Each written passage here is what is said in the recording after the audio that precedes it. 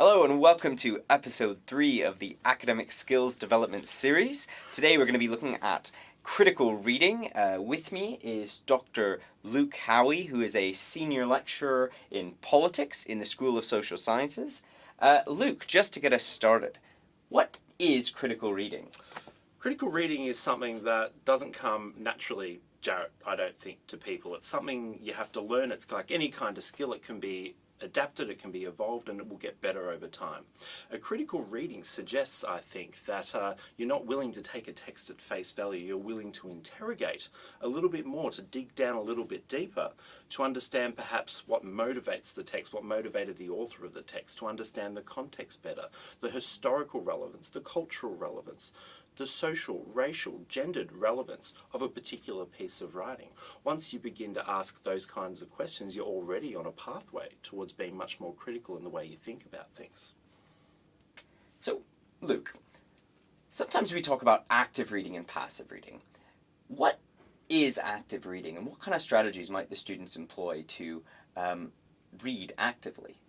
There's every chance, Jarrett, that in their high school and secondary schooling careers that they've learnt to read in a particular way. They let words flow over them, much like one would in reading a novel.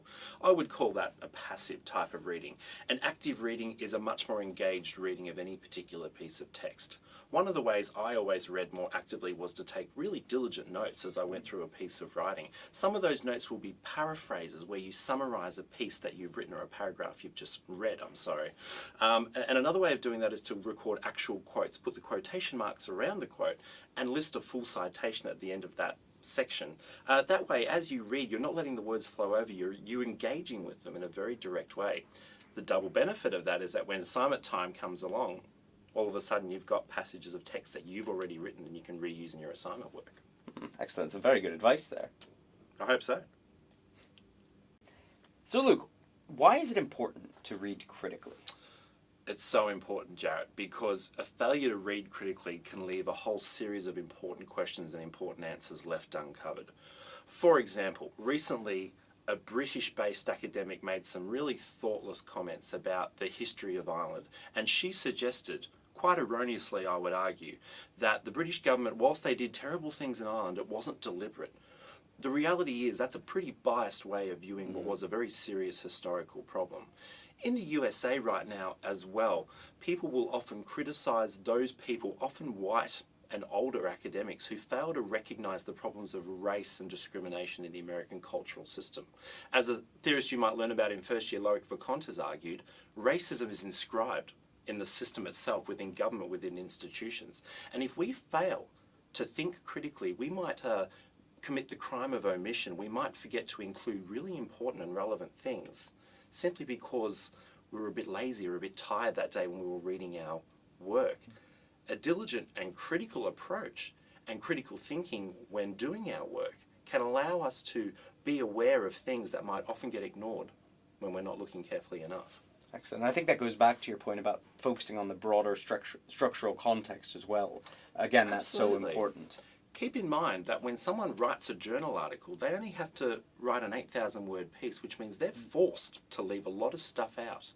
Part of the challenge of being a student and graduating through your studies is starting to fill those gaps for yourself. What is the author not talking about? What are the omissions in this piece that you needed to dig a little bit deeper and uncover a little bit more? Excellent. And those are things as well, when you're thinking about that, you could say what's missing from this text. That might help guide you as you're trying to identify other sources if you're preparing an essay or studying for an exam, or even looking to develop your own research project in the future. These are the types of questions you can ask, and this will kind of point you in the future direction. It's absolutely true. Because the next step becomes, what other sources can you refer to? What other books, what other journal articles can help paint a much more detailed picture that one or two articles might fail to paint? That way, you might start to uncover all kinds of contradictions and also find a series of similarities. Maybe we can begin to rely on some of those similarities and have to question a little bit closer some of those contradictions. So, Luke, what are some key points that you think the students should take away from this lesson? I think there's probably 3 key things I'd like students to take away. As you read and study, I think you need to take notes. I think taking notes transforms what you're reading going into your brain, you're reproducing it back out onto the page with text. It's a very important part of committing to memory what you're learning about. I think the second key thing is you should read it multiple times, read the source multiple times. And I think that goes hand in hand with this idea of reading that involves writing as you go. I think that's important as well, because the things you're going to want to read multiple times are going to be the things that motivate and inspire you as well, which is also an important lesson. University is going to feel like a very long process if you don't get enjoyment and satisfaction out of what you're doing. So find what you love as part of that multiple reading exercise. And the third thing I think, which is quite important, is to consider the context always. What are the sins of omission? What has the author chose to include?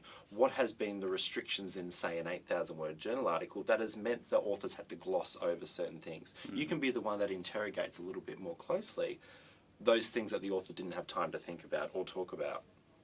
Excellent. All great points, Luke. Thank you very much for joining us. It's been a pleasure, Jared, and thank you. Good luck in your first year at university.